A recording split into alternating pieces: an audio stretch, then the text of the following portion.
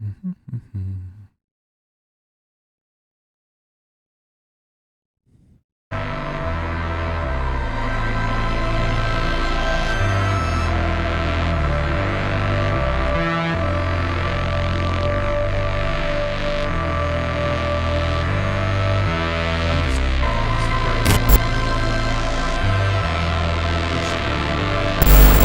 many faces does Boris Johnson have? You will win some merch.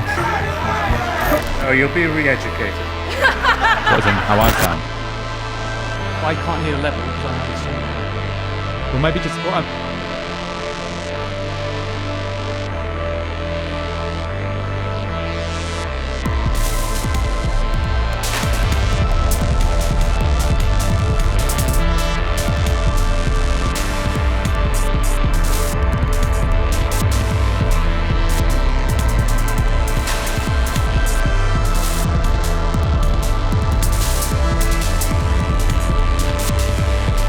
Let's make 2020 the start of something special.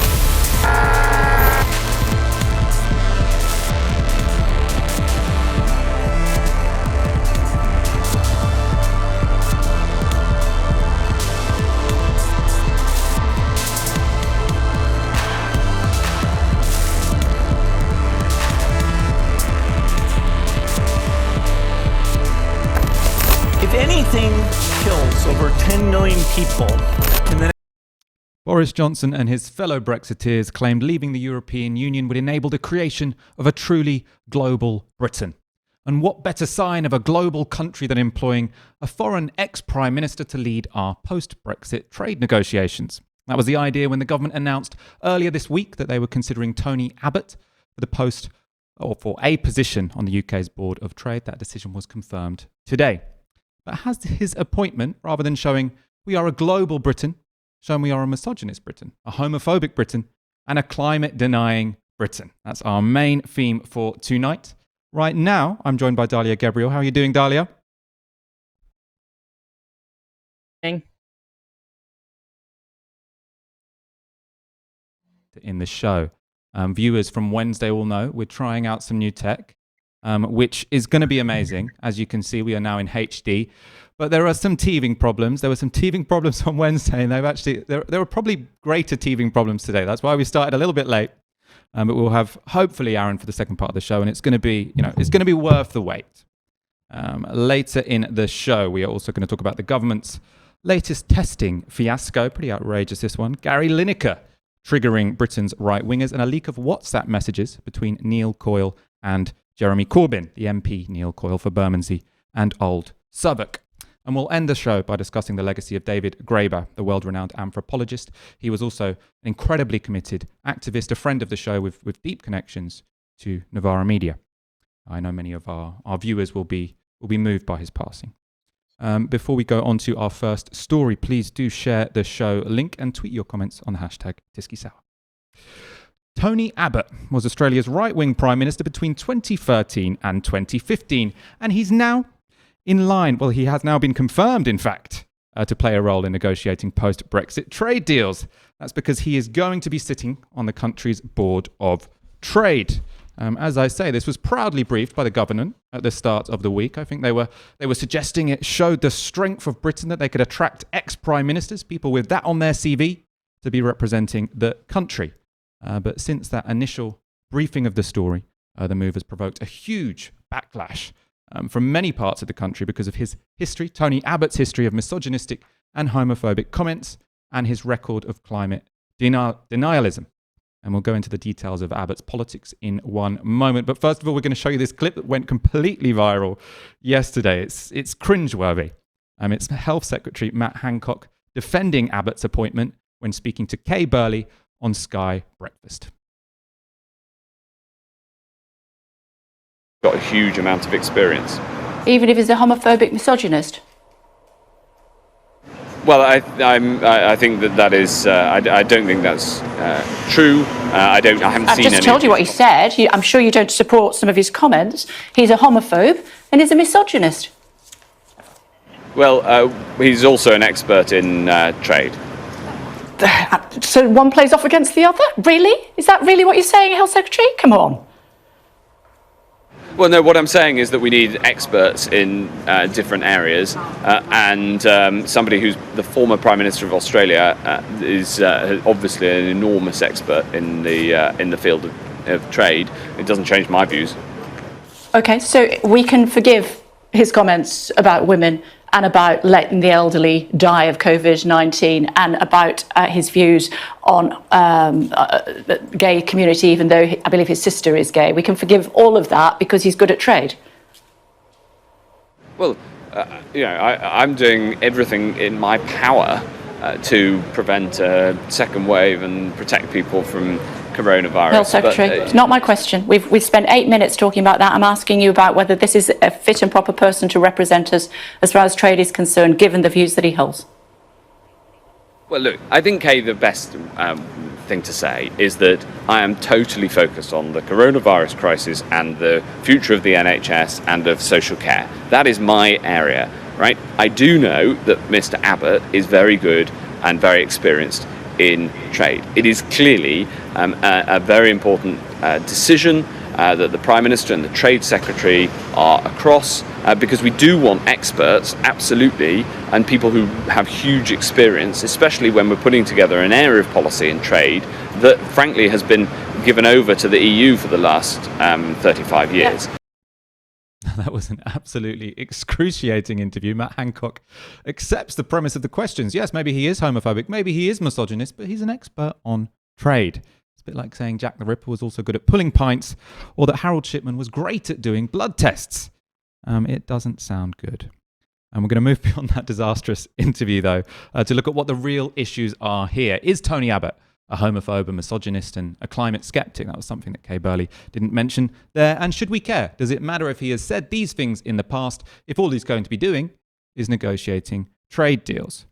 We're going to look at the sort of allegations one by one. We're going to start with homophobia. So to begin with, Tony Abbott campaigned against gay marriage. I think that's a pretty suspicious thing to do. It's a sign of homophobia. I wouldn't necessarily say that someone not agreeing with gay marriage means they shouldn't be able to negotiate trade deals. But there was one other comment he made which has raised eyebrows, which has generated opposition within the gay community. This is him, Tony Abbott, speaking to 60 Minutes back in 2010. Mr. Abbott has got a huge amount of homosexuality. How do you feel about that? Oh, I probably feel a bit threatened. Not asking if it's a personal choice of yours. As so many people do, but... So, yeah. I quite like that question, homosexuality. What do you think about it? Obviously, the answer, again, incredibly cringeworthy. He feels a little bit threatened by it. What does that mean? What does it mean to be threatened by homosexuality? Does it threaten his masculinity? Is he threatened because he thinks people will come onto him in changing rooms? What's going on there? All very bizarre for someone who at that point in time was the leader of the opposition. Again, its relationship to trade. I suppose you could have sort of human rights clauses in trade agreements, but I'm not really expecting our government anyway to be sort of, I suppose, flying the flag for homosexuality around the world. So it's bad. Is it a red line? As a gay person, from those comments, I'm not 100% sure. We're going to move on to misogyny.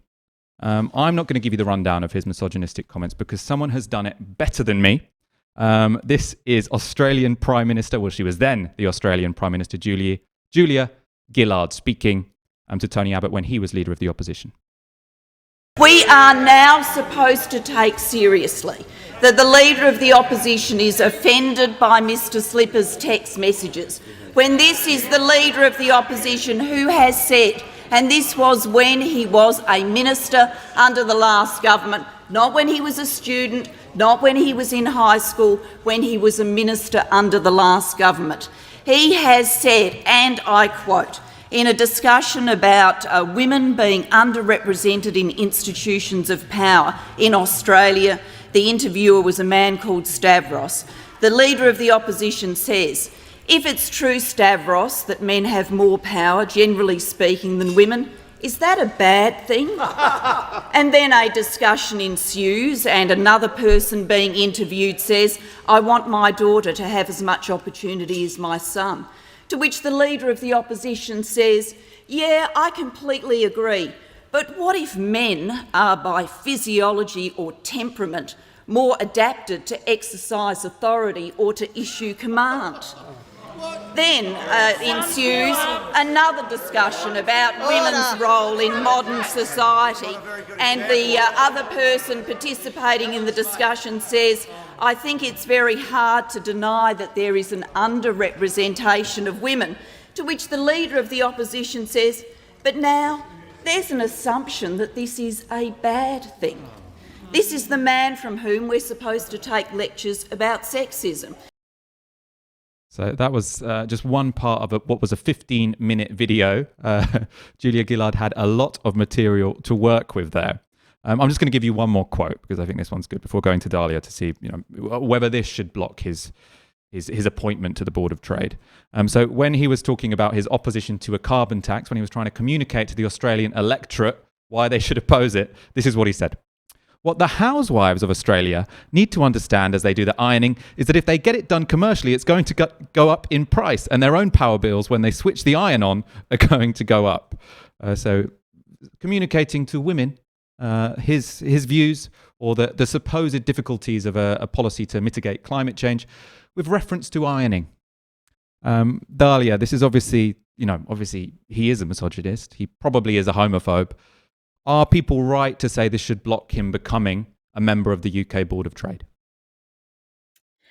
I mean, I don't think the question here really is about, if you say homophobic things or misogynistic things or racist things, should you be able to advise on trade? What Tony Abbott represents is actually much bigger than that, a much bigger threat than that. This is the man who oversaw the torture of asylum seekers in offshore detention centres. He continues to describe the conditions in offshore detention centres in islands around Australia as, very, very pleasant, even though we know that people have been waterboarded there. We know that children are being kept there.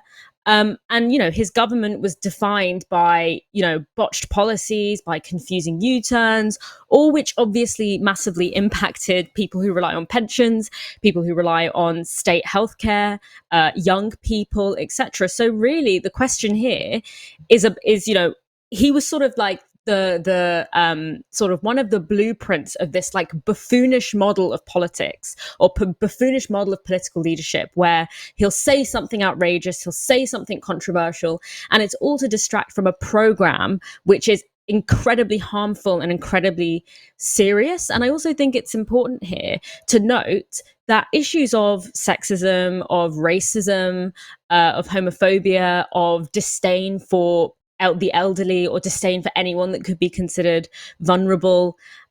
This is very connected to trade policy. Like, trade policy is a very gendered issue. It impacts the ability of particularly asylum seekers and refugees to seek safe havens and to move to safety.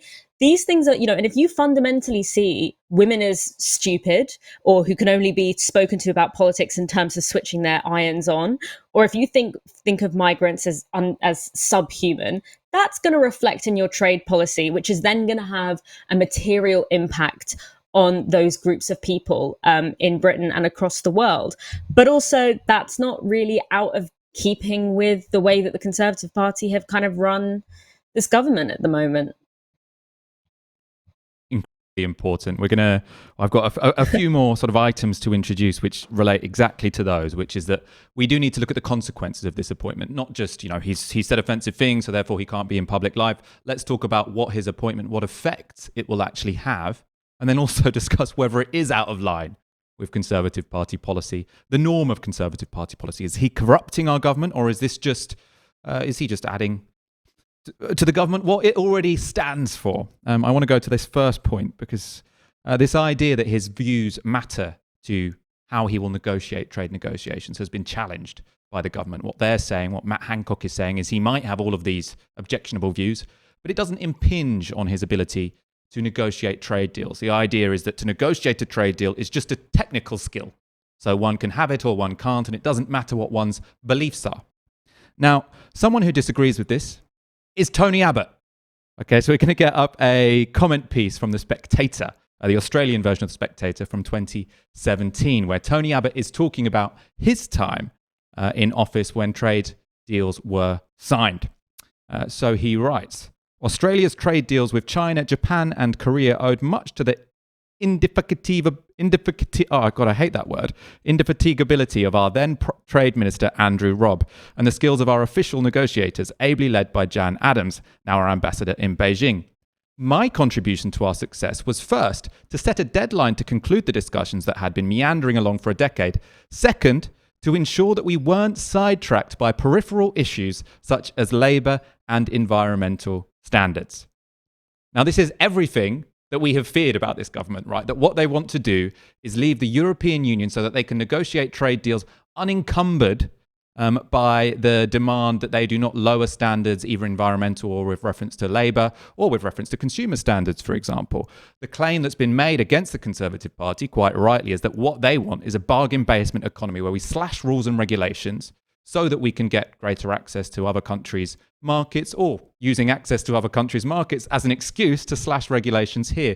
And this appointment is the first sign, well, maybe one of many signs, that what this government intend to do is use a hard Brexit, to whittle away at our rights and undermine efforts that we might make to challenge climate change, which Tony Abbott has also, interestingly, said potentially does more harm than good. So he's kind of pro-climate change, an interesting position there.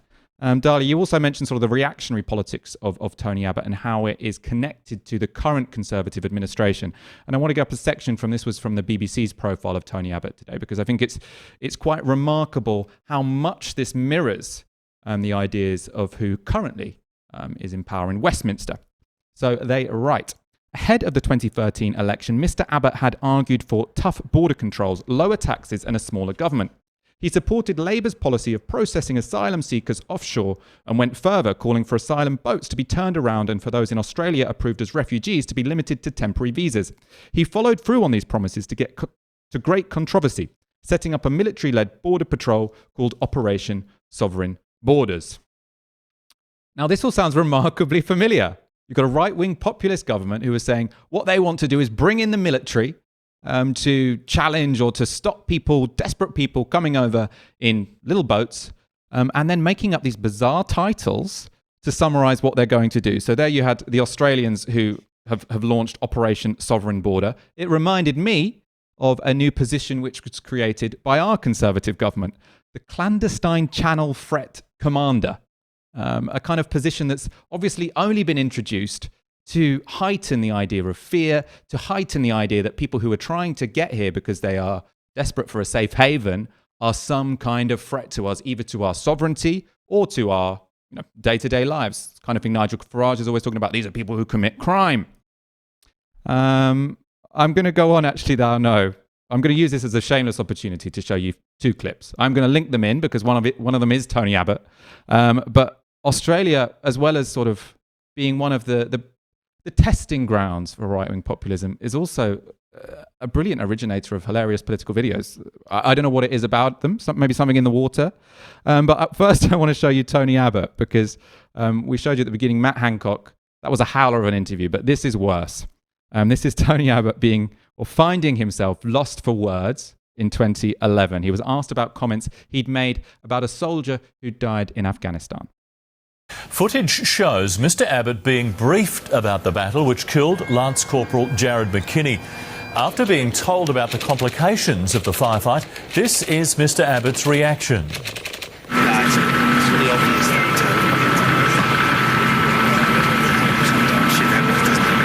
Mr. Abbott was then lost for words when confronted about his comments.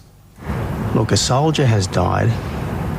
And you shouldn't be trying to turn this into a subsequent media circus. The soldiers shouldn't. I shouldn't. Yeah. But I'm not turning into a media circus. I'm showing you vision of your reaction to his explanation about what happened on the day in the operation in which McKinney was killed. How's that turning into a media circus?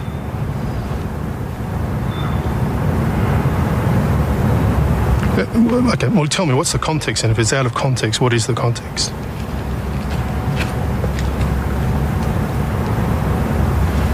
You're not saying anything, Tony.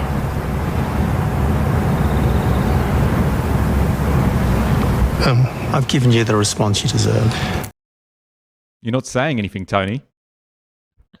It's amazing, right? That's incredible. I think also, so it seems to me, as sort of for the reasons that you've outlined, that basically the reason that what they've really hired him as an advisor on is an advisor on how to strip people of their labor protections, how to further the climate breakdown, how to deny, do trade deals in a way that deny people access to good food and to medication. But the funny thing is that he didn't really get away with it because Tony Abbott was deeply unpopular in Australia. He was ousted after 2 years and he gives clearly a very bad interview. So even for the purposes that they've hired him, I don't think this was really a very good call. I mean, the whole idea is he's out there to represent Britain, to show we're a country of stature, and you kind of couldn't have picked a worse ex-prime minister. We've got one more clip for you. This isn't Tony Abbott, but this is someone who is on his side when it comes to gay marriage and the gay marriage referendum. This is Bob Katter. This is in 2017. Now watch out for the most incredible non sequitur I've ever seen in a political interview. I mean, people are entitled to their sexual proclivities, I mean, let there be 1,000 blossoms bloom as far as I'm concerned, but I ain't spending any time on it because in the meantime, every 3 months, a person is torn to pieces by a crocodile in North Queensland. In a way, after watching that, I've never felt more warmth towards a homophobe just because that was fucking hilarious. That's such a niche argument as to why you shouldn't support gay marriage because 6 people a year are getting killed by crocodiles. Might have been more than 6, I can't remember, in a particular region of Australia. It's original, right? I mean, I honestly, as I said before, this is all about a particular kind of buffoonish politics that obviously we've seen epitomized in someone like Donald Trump, but these are kind of the precursors to that. And I think it's this really effective way of just saying outrageous mad stuff, so that becomes the story rather than, and it makes them look sort of like they're just incompetent or they're just silly or they're just stupid, rather than people who are doing this as part of a really specific strategy in order to basically divert media attention away from the real damage that they're doing. So I was just looking at people advising me on how to pronounce I'm not even going to try it again. Indefatigable. You do it for us, Dalia? Indefatigable. That's 2 English degrees, and that's what I've got to show for right, it. I like that. You'll teach me when we go off air. Right, we're going to move on to our next story. As ever, share the show link. We've got a new time, and as you know, we started a little bit late today, so we might have to coax people back in to the feed. We promise this is all going to be tip-top. We're going to start exactly on time and everything's going to work perfectly from Monday at 7 p.m. We're going to talk about the testing fiasco. Testing is one of the areas where this government has been not only quite incompetent, but incredibly dishonest. Basically, they have decided that the way to pretend, or the way to make it seem as if they are operating a more competent and more comprehensive testing regime than they in fact are, is just to lie over and over again. It seems, actually, we're going to get onto that in a moment. So I'm going to start this section again. The government's handling of coronavirus has been an unrelenting disaster. Perhaps recognizing this, our leaders in Downing Street have consistently shifted the subject from their present handling of the crisis to some future potential game changer. To do so, they brief journalists about game changers. We've seen this happen with antibody tests and with the Test and Trace app. Neither of them came to fruition, you might remember, but they did make good headlines for a few days. This has happened again. So this week, the government briefed that we have a new game changer on the horizon, which will suddenly magic away all of the government's failures when it comes to coronavirus. And this time around, we're talking about 20-minute saliva tests. So the idea is that instead of having a swab, which is kind of painful and also a bit technical and takes a while to test in a lab, we can have these much quicker tests which just use saliva. And in theory, so the announcement in terms of what the government's plans are and what these tests will allow them to do is pretty cool. If they pull it off, it will be a great thing. So I'm going to get some of the explanations as to what's going to happen. This is from a BBC write-up. So they say, in the next phase, if these 20-second tests, 20-minute tests work, 2,100 staff and students at 4 schools in the city and at Southampton University will be given weekly tests to assess whether such checks can pick up asymptomatic carriers of the virus and stop outbreaks taking hold. So it goes on. A separate pilot will also begin today in Salford, using the same saliva test to offer repeat checks to a much wider group of people. Hundreds of people will be recruited randomly for weekly tests in places that they regularly visit, such as shops, transport hubs, public services, and places of worship. As well as finding and isolating carriers with no symptoms, researchers will be assessing the feasibility of regular testing in normal life and where such checks are best targeted. Anyone who tests positive will be referred to the NHS test and trace system so that their contacts can be isolated. Now, as I say, if the government can pull this off, this would be incredible. The idea that you don't wait for people to demonstrate symptoms before you test them, but you just do regular surveys of the general population, or the general population in strategic pinch points, I suppose, where lots of people assemble on a regular basis. If you just do tests of everyone, whether they're symptomatic or asymptomatic, that is going to mean that you catch people with coronavirus much earlier than you otherwise would. It would genuinely be a real breakthrough. But as I've already intimated, I don't think we should celebrate too soon, because as we've seen, we have been promised these game changers before, and they haven't come about. The test and trace app, complete failure. Antibody tests didn't work, or they weren't accurate enough. We were told they were going to have 100% accuracy. Nothing like that. It's also unfortunate that the news or the briefings about this game changer came on the same week that we learnt that the current testing system is it's in an absolute state. It's an absolute fiasco. And this relates to people who have been sort of directed to, when they've asked for a test, they've been directed up to 600 miles away to get it. So I'm going to get a few examples. Again, this is from the BBC. So these are people who were told to travel to a different city than their own to get a test. So one of them was David Llewellyn. He tried to book a test on Sunday and was directed to a test centre near Blackburn. He lives in Stowmarket, Suffolk. So there was a 250-mile journey he was expected to make to get that test done. Do you think he got it done? I doubt it. Lucy Evans, she lived in Poole on the southeast. She was offered a test 220 miles away in Oldham and Blackburn. She tried again and was offered the Isle of Wight, so a different landmass. She was expected to get a ferry to find out if she had coronavirus. And this is the furthest distance. Lisa lives in Plymouth and tried to get a test for her 14-year-old son. She was offered a test 688 miles away in Inverness. So we're told they're going to be able to ramp up tests by hundreds of thousands per day, and they're not really managing what they're supposed to be doing at the moment, what they've said their capacity is. And this is where the lying comes in. This is where the dishonesty comes in.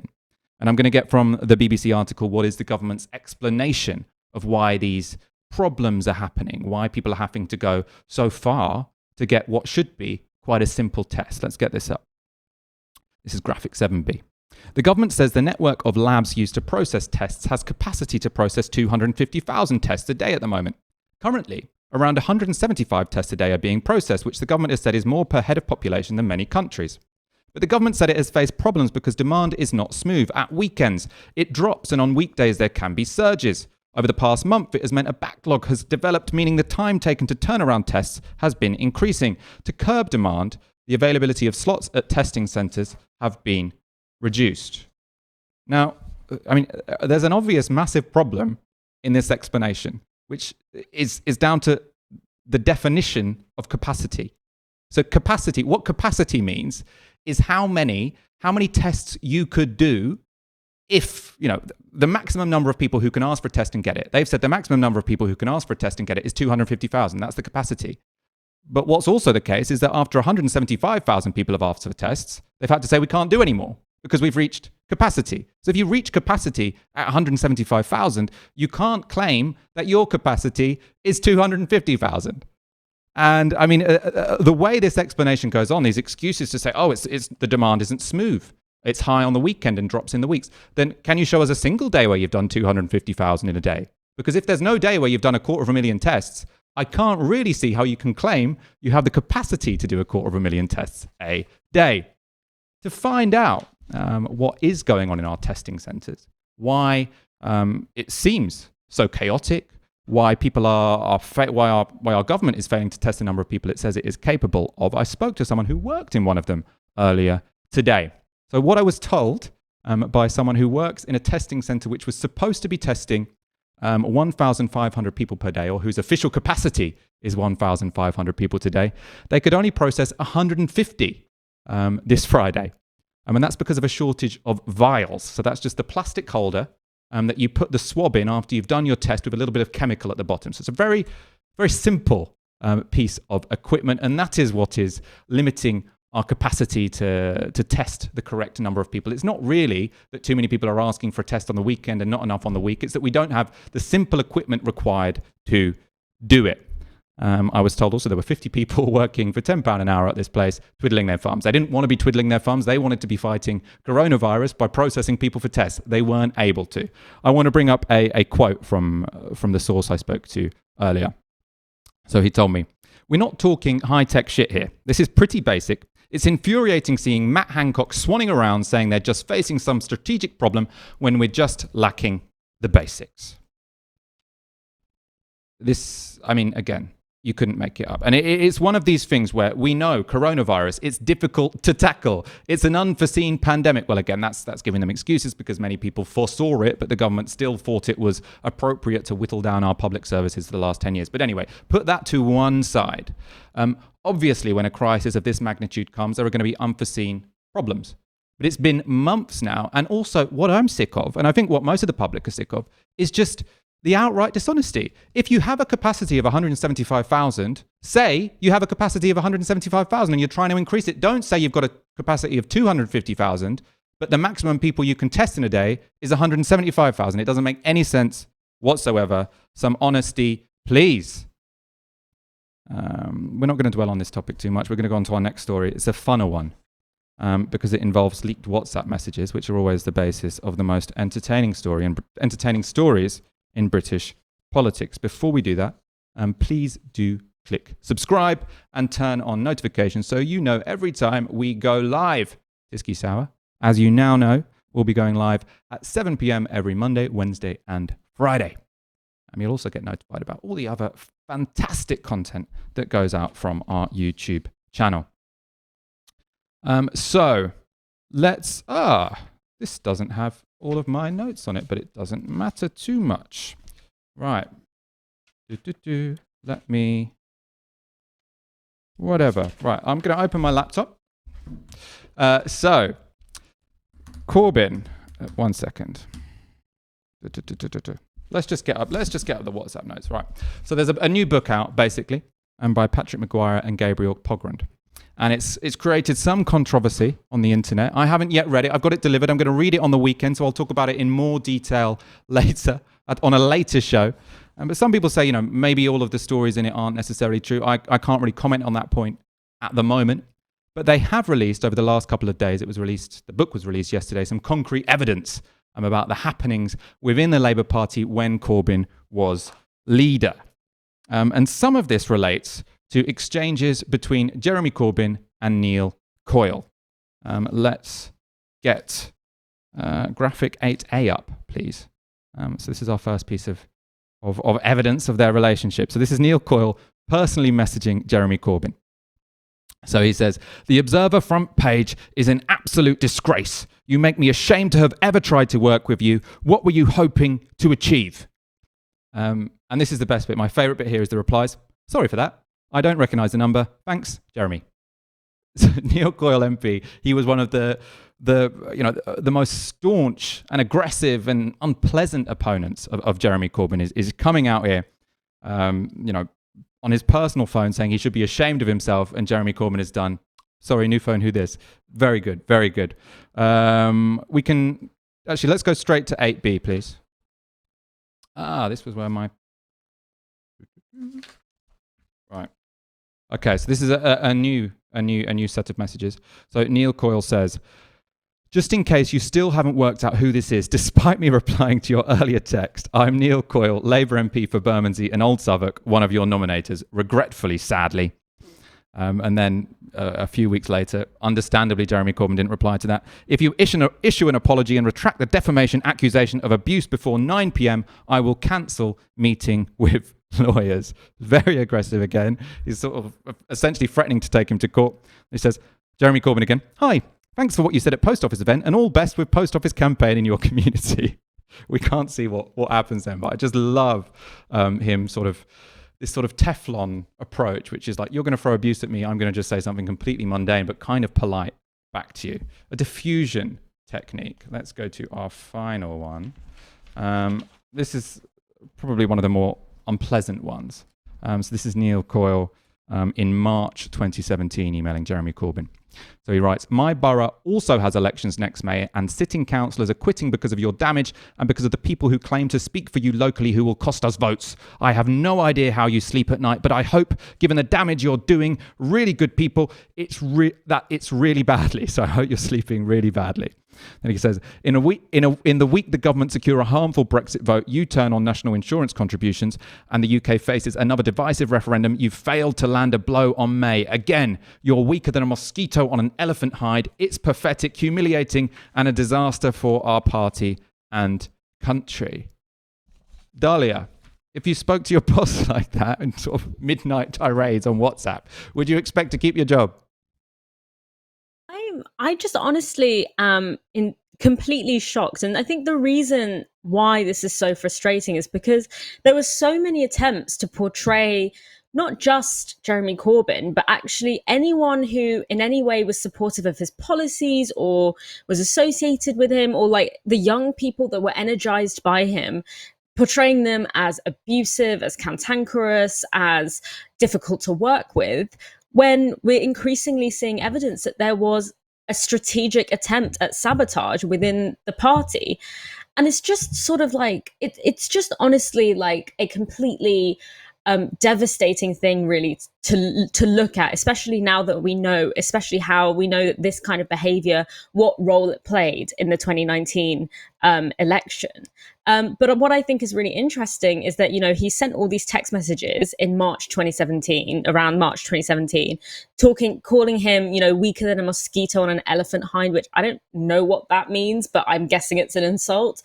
Talking about how toxic Jeremy Corbyn is, how et cetera, and failing to land a blow onto Theresa May when that was exactly, you know, precisely a few months before Jeremy Corbyn got one of, you know, I think the biggest vote share since Tony Blair that Labour's ever had, and robbed Theresa May of her majority. And so it seems that when there weren't actually active attempts to sabotage the party, to sabotage the leadership because it seems that the leadership could win, that actually it went, you know, they nearly did win. So I think that really what we're now finding out is what was not able to have been said at the time, but will hopefully go down in the history books as, you know, possibly something that led to us still having a Conservative government. Something else we learned, when the independent group first formed from Labour defectors, there were 7 members, but there was apparently supposed to be, well, we know there was supposed to be an 8th. So this picture has been released by Patrick Maguire, one of the authors of the book, of Ian Murray. So he is now Shadow Scotland Secretary. And he was speaking here at a rehearsal for the launch of the independent group. So this person, who now has a significant position as a shadow minister, was less than, or a little bit more than a year ago, in fact, planning to split with the Labour Party purely to undermine it, right? What they say is that the reason he decided not to was that he realised that potentially a Corbynite would end up standing in his seat in Edinburgh. He didn't want that to happen. But I mean, that doesn't really stack up to me, because why would you only work that out the day before the launch was supposed to happen? It seems much more plausible to me that he's listened to this, he's heard their speeches and realised this was going to be an absolute car crash. It was not going to last more than 2-3 weeks. I think it became Change UK within 2-3 weeks. So, I mean, he might be incredibly disloyal, but he's probably got some political acuity to see the direction of travel there. Dalia, should people like Ian Murray still be in the party? I mean, it's against the rules to say that you would stand or join a party which stands candidates against the Labour Party. This guy was obviously seriously considering it. I suppose considering something shouldn't necessarily be reason for kicking someone out of a party, but does it bring them into disrepute? What do you make of this? Well, we've seen throughout this whole process a complete double standard. Like, if you remember when Jeremy Corbyn first became leader of the Labour Party, we saw lots of people from lots of different political traditions signing up to become members of the Labour Party, wanting to get involved. And, people who had maybe once said that they were voting for the Green Party or who had stood for the Green Party at some point were not being allowed to join the Labour Party, and that was under Ian McNicol as well, who seems to have broken those own rules himself, having not, as he really didn't want a Labour government in 2017.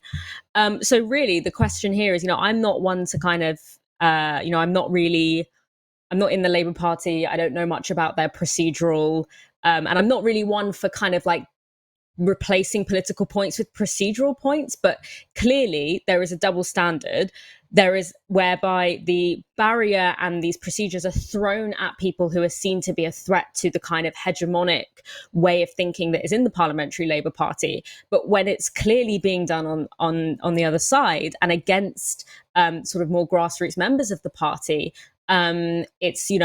it's relaxed, etc. So I think really what is key here is not what the right procedure should be, but how that procedure is being inconsistently applied to disenfranchise certain communities and stop them from accessing the internal democracy in the Labour Party. I mean, the one thing this absolutely categorically shows is that any claim that Corbyn was intolerant of disagreement was ridiculous. He had people in his party who were sending him aggressive late night texts who he didn't take any action against. I mean, he had people who were planning to join different parties to stand against the Labour Party who, again, no action was taken against. And he also has been in a party for several years, before he became leader of it, where he was an outlier, but he felt that it was important to be a part of this broader party and fight for what he believes in within that context, in a party of people who were, where people have often disagreed with him as, a kind of rebellious backbencher. So I think, you could accuse Corbyn of many things, but I think not being able to tolerate dissent is really not one of them. He's very committed to ideas of, democracy and political conversation. So really, it's something that just goes to show it was really all an image that they tried to portray of him rather than the actual reality. We're going to go on to our next story. Before we do that, if you are already a subscriber to Novara Media, thank you so much. You make this show, this organisation possible. If not, please do go to novaramedia.com/support and donate the equivalent of 1 hour's wage a month so we can keep growing, keep upgrading, even if it does take a little while to iron out the teething problems. We'll get there. Don't worry about it. Next story. You'll have seen it said before, when someone says we should be more welcoming of refugees in this country, right-wingers say, well, why don't you house them in your house? Would you let them live in your house? And the answer to this is normally no, for reasons of space. Unlike Britain, on the land mass of Britain, only 6% of land is developed for housing. So there's lots of space. Britain is definitely not full. Many people's homes are.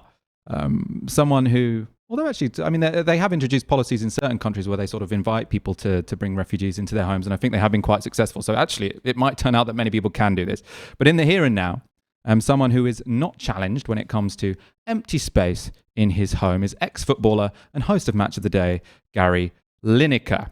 So Gary Lineker is a vocal supporter of migrant rights, so he's often sort of held up as a point for right-wingers to get really angry. He's a sort of establishment liberal figure using his position as a football presenter to influence and infiltrate the British establishment with pro-migrant views. But he has now put his money where his mouth is, and he is planning to invite a refugee into his mansion to live with him now that his kids have moved out. The news coincides with a broader campaign to promote the idea that Britain should be welcoming to refugees. Let's take a look at this viral video starring Gary Lineker and promoted from his social media accounts.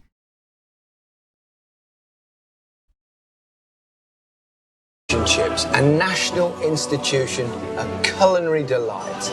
Oi, Gary, have you ever thought about where I actually come from? Well, I suppose not. You've got refugees to thank for me. How come? Well, as it happens, I'm a bit Spanish, a bit Portuguese. 16th century Jewish refugees brought me over. Call that a history? We came over with French refugees. Protestants, I believe. Settled in the East End after we were chased out of France. Well, I never. Funnily enough, it was another refugee who decided to bring me and Fish Face together back in the 1860s. It's true. A guy called Joseph Malin opened the nation's first ever fish and chip shop. What a history. Fish-tery, Gary. Fish-tery. Ridiculous. Well, there you go. What are you doing? Britain wouldn't be Britain without refugees. No, don't.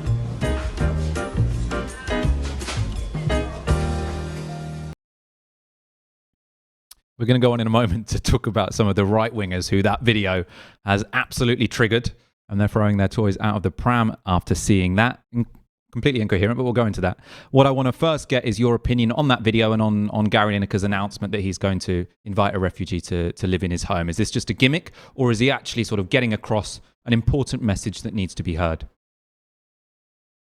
I mean, I think that, he is obviously doing this because it is. Firstly, I just want to say that video is the most cringe thing I've ever seen in my life. And I would say that, I think it's a cute thing. And I think, there's obviously a point to be said that, Britain is, made up of, it's not just a little island. It's something, it's an entity that has come to existence through, colonialism, etc. Things that have happened beyond the borders of this little island that we're sitting on right now. But also, refugees don't have to feed you and make, set up restaurants for you to eat in order for them to have basic human rights.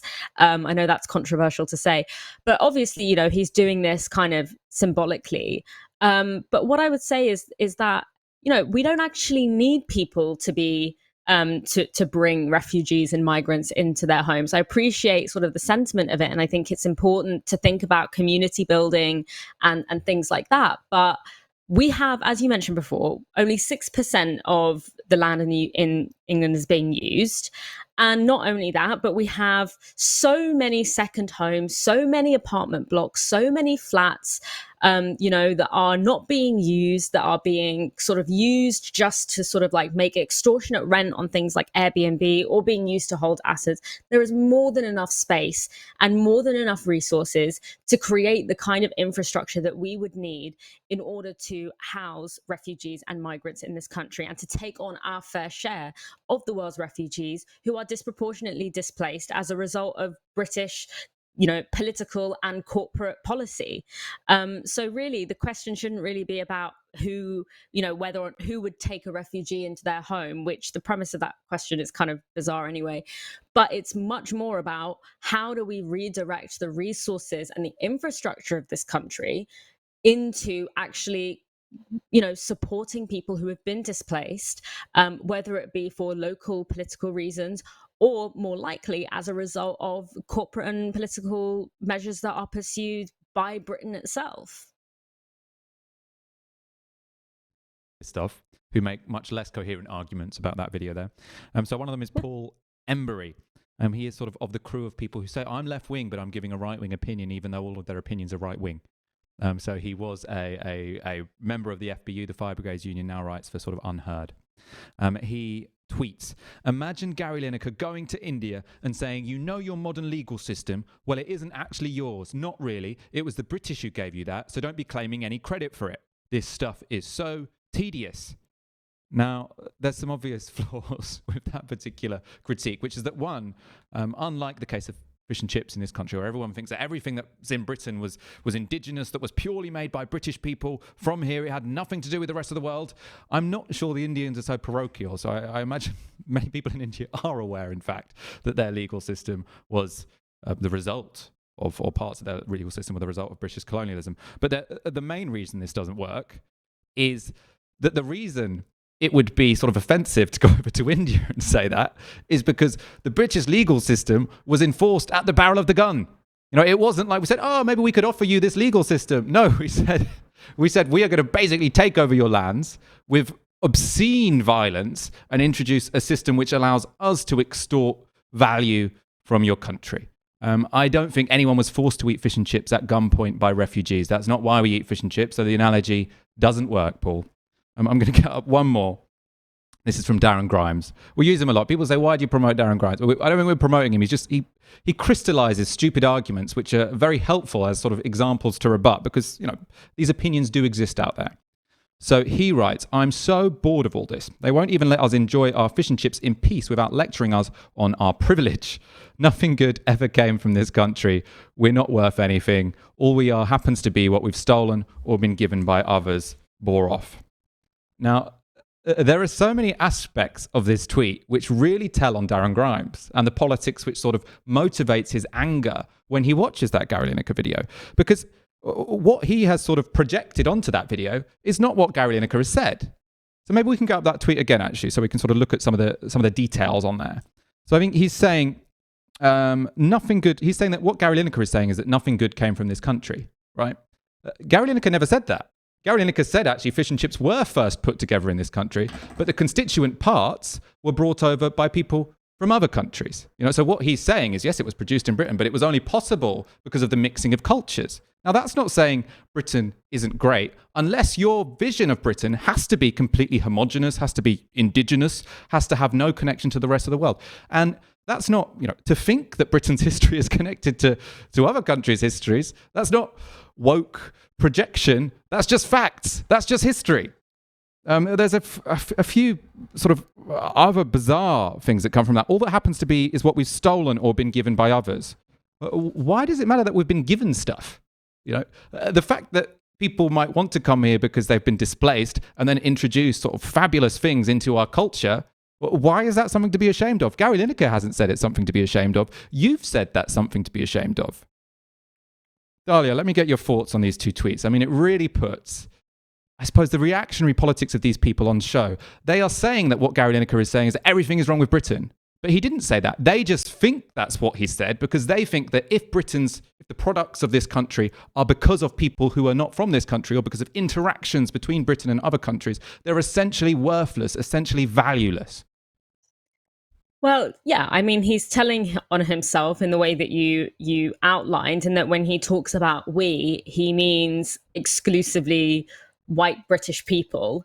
But honestly, I mean, it's just the level of like mean-spiritedness and toxicity and vitriol that has to be in your heart to make you react to this, like in this way, to someone inviting a refugee, not into your home, into their home.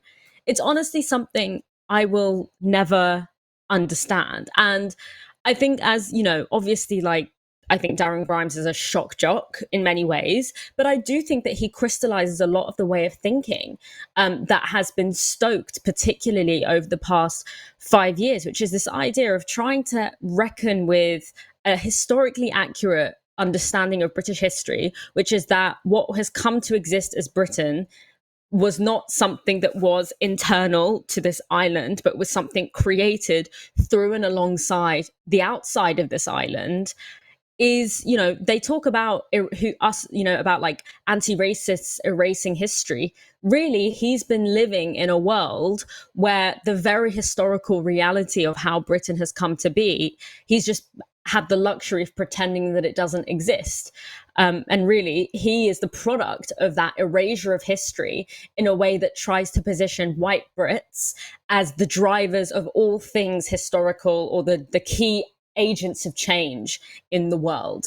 And unfortunately, we are coming to a position where it is, we are having, as a result of movements and as a result of educational changes, we are having a shift in that. And he's just not really able to deal with that. But honestly, it is just really, really pathetic for this to be your first instinct to someone who is simply offering a room in their home to someone in need.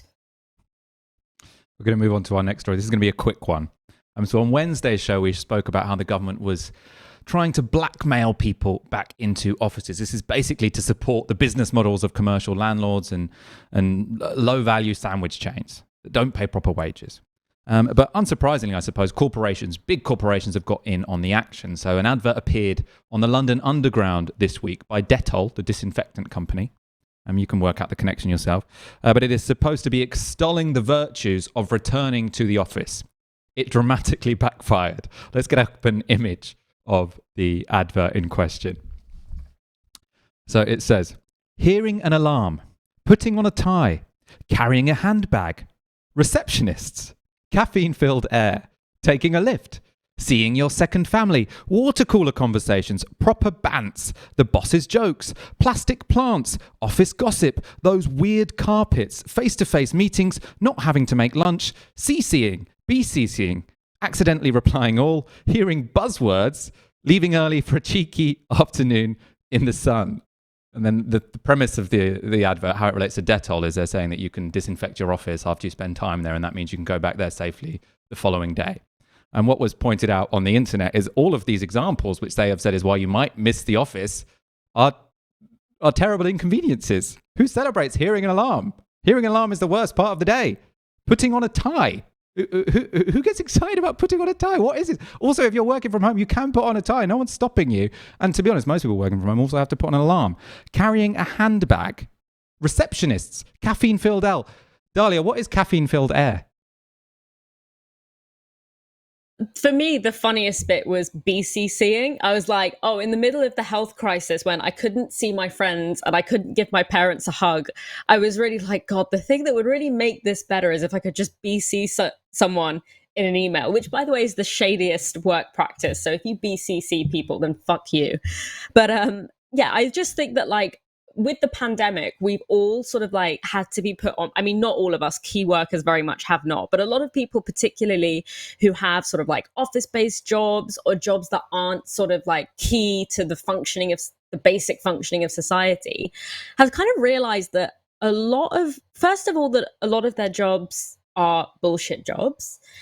But also that they really don't need to be going into an office 9 to 5 every single day in order to meet whatever it is that they need to do. And this kind of whole culture of spending all of your life in an office or all of your life at work is really just sort of like, I think, a way of taking us away from the things that make us human. And I wonder to what extent there is kind of concern amongst, government and, business owners and stuff about how much people have realized that the way that our working lives are structured are completely unnecessary and completely mad. Like, the kind of like capitalists' darling, Keynes sort of would always thought that by this point in history, we'd have a 15-hour work week. And instead we all have back problems from having to work at a laptop 10 hours a day, and taxi drivers and van drivers are getting kidney infections because they can't take regular toilet breaks, and that we are getting further and further away from what it means to be human, whether that's spending time with our communities and our loved ones, whether it's having the space to be creative, or even just to cook our own food and sort of like be involved in that kind of processes rather than having to rely on unhealthy processed food, all while millionaires are ranting on daytime TV about why people should get back into the office from their summer homes and holiday homes in Saint-Tropez. So I wonder to what extent there is concern and nervousness about that transition back to the very unhealthy model of work that we have, now that we've sort of had a pause from it for the past 5-6 months, and we've realized that the world doesn't cave in if someone who works in advertising doesn't eat their lunch at their desk because they have so much work to do, that really maybe we need to reevaluate our entire relationship to work. I mean, maybe that's an optimistic reading of how much people have shifted over the...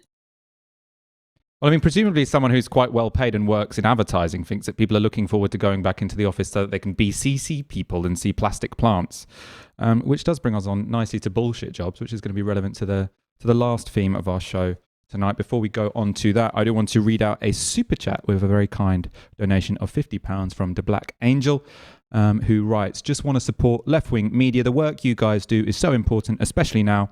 You guys do great work. Also, just want to say rest in peace, power and paradise, Chadwick Boseman. Thank you so much for your kind words. And obviously, we 100% echo those thoughts about Chadwick Boseman. Really inspirational actor who made great movies and made great interventions into politics. He will be sorely missed. And we're going to move on to, finally, one other piece of incredibly sad news, which is yesterday we learnt the tragic news that David Graeber passed away at the age of 59. So David was a world-renowned anthropologist, one of the most cited anthropologists that there is. And he published seminal texts on democracy, debt, and more recently on bullshit jobs. He was also a committed activist. So many people who were active in the student movement in this country will have met David Graeber back in 2010. Many people, in fact, who were founding members of Novara met David Graeber in 2010 and found him incredibly formative for the development of their politics. One of the things he's most famous for is coming up with popularizing the term, "We are the 99%," one of the most effective slogans there have been in the 21st century. That was the key demand of Occupy Wall Street, a movement he was deeply intertwined with, deeply involved with.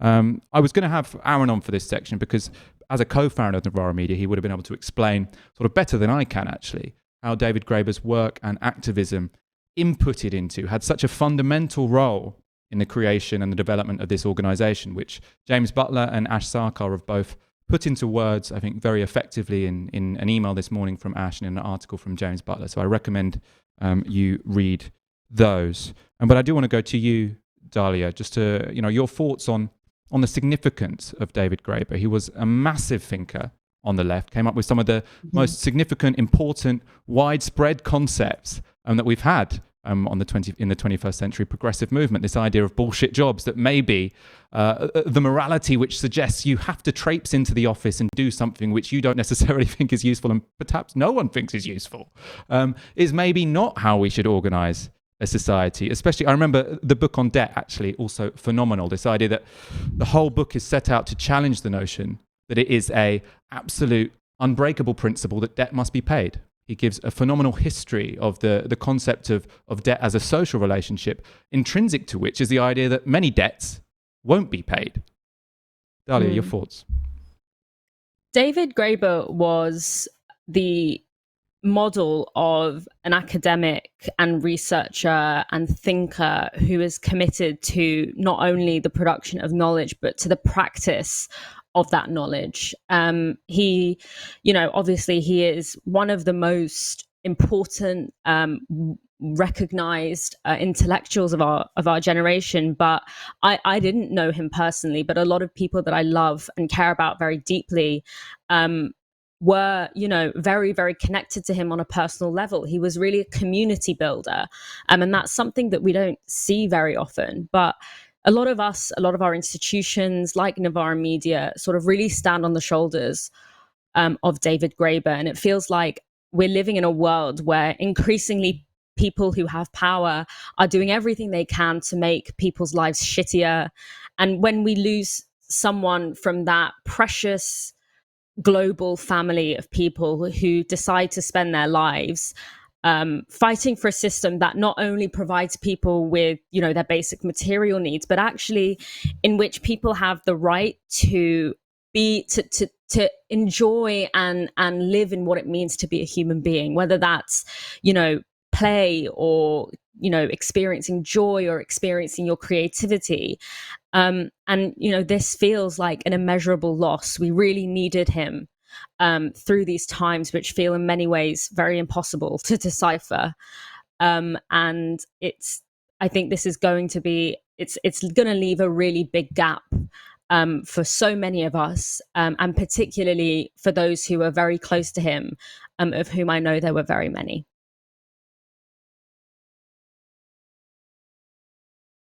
Incredibly familiar with David Graeber's work, but for those who aren't, I want to get an example of sort of how he made arguments. And one of the most, I suppose, significant things about David Graeber as an academic was because he was so talented, he was able to speak in establishment places and challenge establishment dogmas in ways that other people weren't able or willing to. And one of the examples that I was revisiting yesterday was an interview with The Economist about bullshit jobs, where he explains the concept in sort of such, simple terms, easy to understand and based on lived experience, real life examples, but so convincing for it. Let's get up this. This is graphic 15. So The Economist asks, what is a bullshit job? And can you give a few examples? And David Graeber answers, a bullshit job is one that even the person doing it secretly believes need not or should not exist. That if the job or even the whole industry were to vanish, either it would make no difference to anyone or the world might even be a slightly better place. Something like 37% to 40% of workers, according to surveys, say their jobs make no difference. Insofar as there's anything really radical about the book, it's not to observe that many people feel that way, but simply to say we should proceed on the assumption that for the most part, people's self-assessments are largely correct. Their jobs really are just as pointless as they think they are. If anything, just taking people's word for it might understate the problem, since if you think that what you're doing is pointless, but there's some non-obvious, larger, bigger picture way that you're really contributing to the greater good, at least the greater good of the organization, then what's the chance no one is going to tell you that? And I love that answer just because, one, it's so witty, but also, I mean, the idea is that how do you argue with that? He's got this information from a survey which says up to 40% of people do believe the job they have adds no value.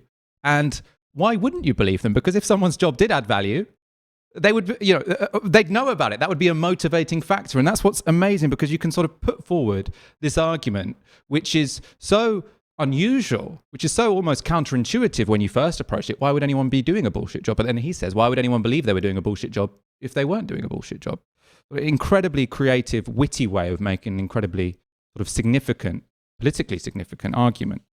I think we're going to do sort of a bigger, more expansive show that's sort of more comprehensive about David Graeber's work and his legacy. But just for tonight, we're going to finish on a clip of his, because he was, as I say, incredibly influential in the development of the show. He was also a friend of many of our different shows on this platform. He'd appeared on Tysky Sour, did a brilliant interview about Kurdistan, which I recommend you revisit. But the clip we're going to play now is from a conversation with James Butler. This is from 2019. So here again, it's very characteristic. He's linking to concepts usually considered entirely distinct. So in this case, it's freedom and care. And he does so in a way which is thoroughly convincing, again, based on sort of common experience. It's an incredibly intuitive way of making an argument, which I think also demonstrates sort of his ability to transform how we see the world, how we see ourselves.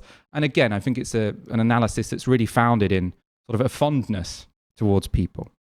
So we'll leave you, we'll lead out with that. David Graeber, may you rest in power. Production and consumption, which have dominated political economy in the 20th century, we substitute caring and freedom. Why not? Caring labor could then be defined as labor which is primarily aimed at maintaining or augmenting another person's freedom. I mean, obviously, other things as well. But it might keep you alive, but obviously you're not very free if you're not alive. But it's important because, if you just say it's about like keeping people alive and healthy and basically taking care of their basic needs, well, why isn't a prison a caring institution? They just do that. They just do it in a nasty way, and they give you no freedom at all. So I think that if you think about the paradigm of caring labor as always a mother taking care of a child, well, a mother takes care of a child so that child can grow and thrive, of course, but on the immediate level, what are they doing right now to facilitate that child doing? It's mostly so the child can go and play. And play is the ultimate expression of freedom for its own sake, One could argue that's one of the constitutive principles of the universe, but that's another argument. Okay. So